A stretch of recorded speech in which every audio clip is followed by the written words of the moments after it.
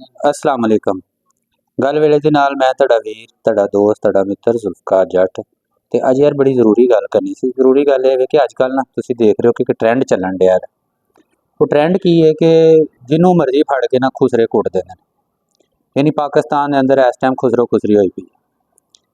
4 दिन पहलां दी गल है, पुलिस वाले फड़ के कुटते। हालांकि पुलिस वालियां दे बारे मशहूर है कि किसी कोलों कुट नहीं खांदे, वो कुट्टण दे बारे मशहूर है, लेकिन उन्होंने खुसरियां ने फड़ के कुटता। अच्छा कल की गल जे, कल जनाब वो साडे बड़े एक इंटलैक्चुअल और PTI के खास तौर पर ब्रेन और पाकिस्तान के एक मुअज़्ज़ज़ शहरी रऊफ हसन साहब, उन्होंने भी 4 खुसरे पै गए। अच्छा हुण देख के तो नहीं लगता कि वो जनाब उन्होंने उम्र है कोई खुसरिया छेड़न की, 17 साल के है। लिहाजा खुसरिया अजकल जी अग लगी है ना, ये नहीं समझ आ रही। उन्हें जनाब फड़ के तो बेसिकली फेरी तो उन्होंने छुरी सी ते धौन तो मारन डे, लेकिन गल ये क्योंकि मूँह थले होया तो मूँह चीर छड़िया उन्हें फड़ के ना।